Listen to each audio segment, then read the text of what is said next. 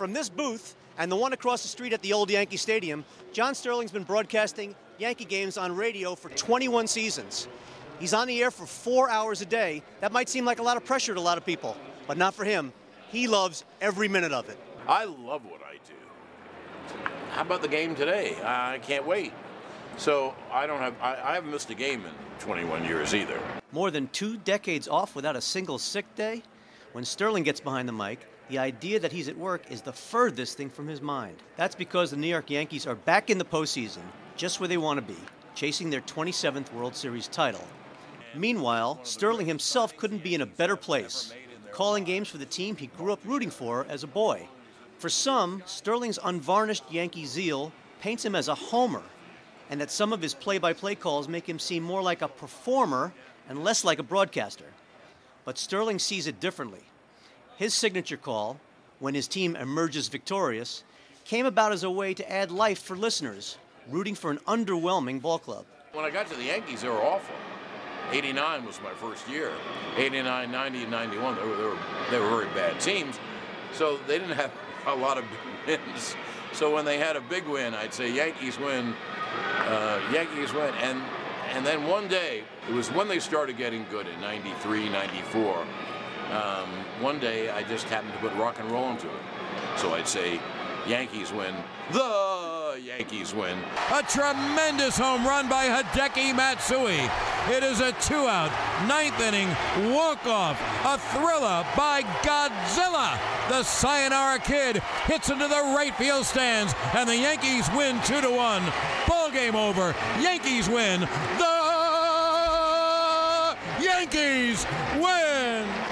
Well, John is one of a kind. There's nobody like John. I think we feed off each other very well. We've been buddies for over 20 years, and we're both pretty emotional, and he gives me lots of space to do the kinds of things that I do. And, I think we're a great team. Another delivery that listeners either love or love to hate is Sterling's unique home run call. Many fans are convinced it was concocted in the Bronx solely for his beloved pinstripers. But the reality is, it was born in Atlanta in the 1980s when Sterling was calling a Mets-Braves game on television. Doc Gooden threw a big hanging breaking ball for the Mets in the launching pad in Atlanta. And it clicked in. And when Murph hit it, you knew it was out. And that's the first time I said, it is high, it is far, it is gone. More than 20 years later, the call has evolved into this. Melky a switch hitter batting left. Swings, drills to deep right. That ball is high, middle's far, and it's gone. Oh, the Milkman delivers. He hits a bottom of the 14th. 1 out, 2-run, walk-off home run.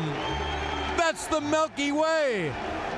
Oh, Melky Cabrera ends the ball game with a 2-run bottom of the 14th home run. I thought it was a good call. It's a long call, but it's become very recognized. And people kid me, it's as high, it is far, it's caught at the wall. Oh, it is high and far and caught at the wall or off the wall. There's so much more that people throw that back at you, which is good. I'm not knocking it, but, the Yankees win and all that stuff. But, there's a whole lot more to the broadcast. Baseball has always been a passion for Sterling, and that passion helped him land a broadcast job with the Atlanta Braves. But then this native New Yorker got a call that he always wanted, a call from the Yankees. Of all the screwy things in life, I got the Yankee job without an audition. Really? I didn't have an agent. And I called a buddy of mine who'd been on the air with me, who's a lawyer, and he called him up and they made a deal. Raised in Manhattan, Sterling wanted to be on the air since he was a little kid, and he honed his skills with broadcasting stints in Baltimore and Atlanta.